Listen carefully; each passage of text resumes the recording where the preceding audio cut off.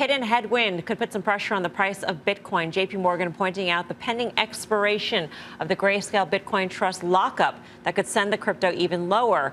BK, how much pressure do you think this could put on GBTC, if any? Brian Kelly?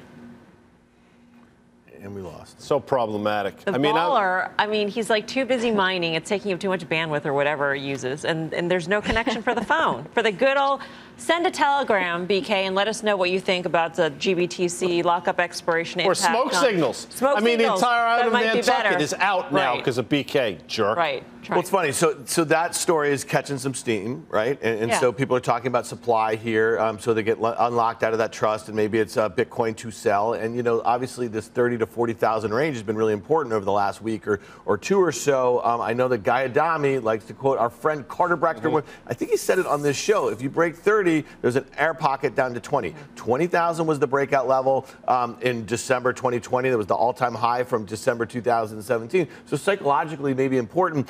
I just don't know what the catalysts are right now. We had China double down on mining. Oh, is BK back? You're kind of... BK's back. Yeah. Well, okay. Yeah, you're like, we got BK. Dan and the baller. I go with the baller. Yeah. Well, it's better than me than Guy. Yeah, me BK. too. BK, what do you think?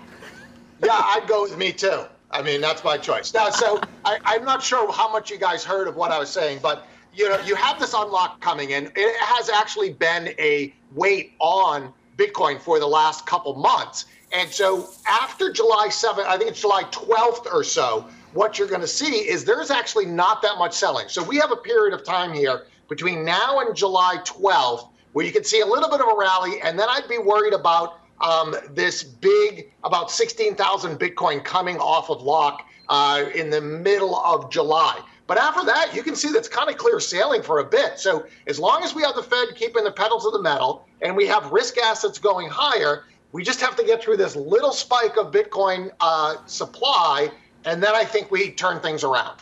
Part of this note, BK, was that JP Morgan thinks fair value for Bitcoin is between 25 and 35,000 in the medium term.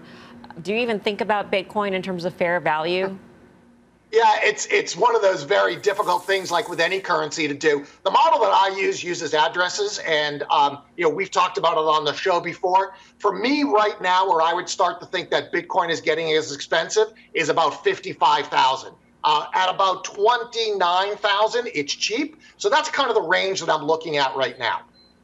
BK, some people might take a look at GBTC because it always, or not always, but it has historically traded at a premium to Bitcoin, and now it's sort of the reverse. There's a discount to the underlying, and so they think the bigger the discount, the more sure money, a sure bet it is.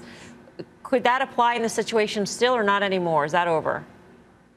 Well, what has been happening, the reason why these unlocks are so important is because people had locked in a spread, so they're unwinding that trade, and that's why you're seeing the pressure on Bitcoin. If we see it go back to a premium, and I'm not necessarily expecting to go back to a premium, then that trade might come back on again. And what does that mean? That means people buy Bitcoin or buy into the GBT trust at NAV. GBT has to go out and buy the Bitcoin, and that is a tailwind for the market. So we really need to see that premium come back for it to have another tailwind for Bitcoin.